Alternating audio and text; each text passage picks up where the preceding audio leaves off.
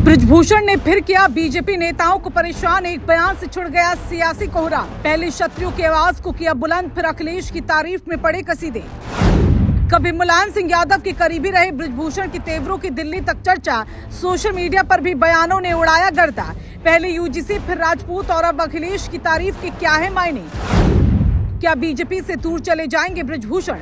बड़ी अभी से सियासी गलियारों में राजनीतिक पंडितों की टेंशन। अंदर की खबर आपको भी देगी हिला। जानिए बृजभूषण ने अखिलेश के लिए क्या कहा। सियासत में चेहरे नहीं इरादे बदला करते हैं, जो चुप रहते हैं अक्सर वही खेल पलटा करते हैं। ये कहना बिल्कुल गलत नहीं होगा, क्योंकि यूपी की सियासत में इन दिनों जो चल रहा है उसने गर्मी के बीच ऐसा सियासी तापमान चढ़ाया जिसने बीजेपी खेमे में भूचाल सा ला दिया, जिसके पीछे की वजह बृजभूषण शरण सिंह है, जो इन दिनों खूब सुर्खियों में है। उनके दबदबे का अंदाजा भी आप इस बात से लगा सकते हैं कि बृजभूषण का एक बयान, लेकिन असर इतना कि दिल्ली से लेकर लखनऊ तक सियासी पारा चढ़ जाता है।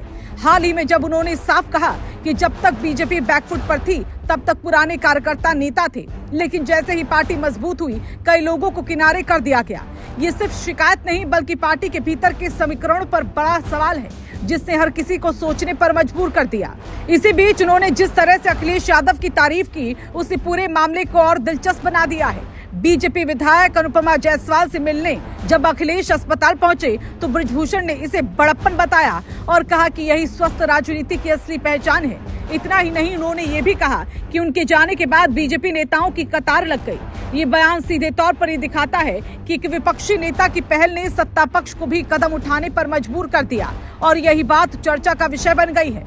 अब सवाल उठ रहा है कि आखिर बृजभूषण के इस बदलते हुए तेवर के पीछे क्या कहानी है।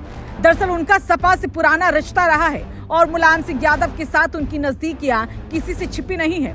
यही वजह है कि जब वो बार बार अखिलेश की तारीफ करते हैं तो सियासी गलियारों में ये चर्चा तेज हो जाती है कि क्या वो फिर से पुराने रिश्तों की ओर लौटने की तैयारी में है। राजनीतिक जानकार इसे महज एक बयान नहीं बल्कि एक संकेत मान रहे हैं कि आगे कुछ बड़ा हो सकता है। इस पूरे घटनाक्रम को अगर पूर्वांचल की राजनीति के नजरिए से देखें तो मामला और भी अहम हो जाता है। बृजभूषण का प्रभाव गोंडा, बलरामपुर और आसपास के जिलों में मजबूत माना जाता है।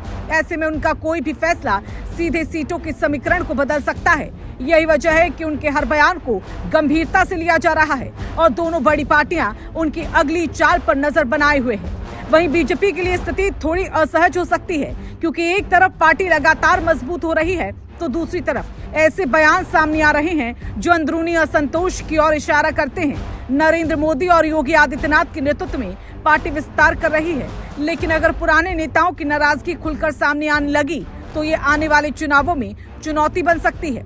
फिलहाल बृजभूषण ने साफ किया है कि वो अभी बीजेपी में ही है और भविष्य का फैसला वक्त आने पर करेंगे, लेकिन उनके बयान, उनका अंदाज और अखिलेश की तारीफ ये साफ दिखा रही है कि सियासत में कुछ पक रहा है।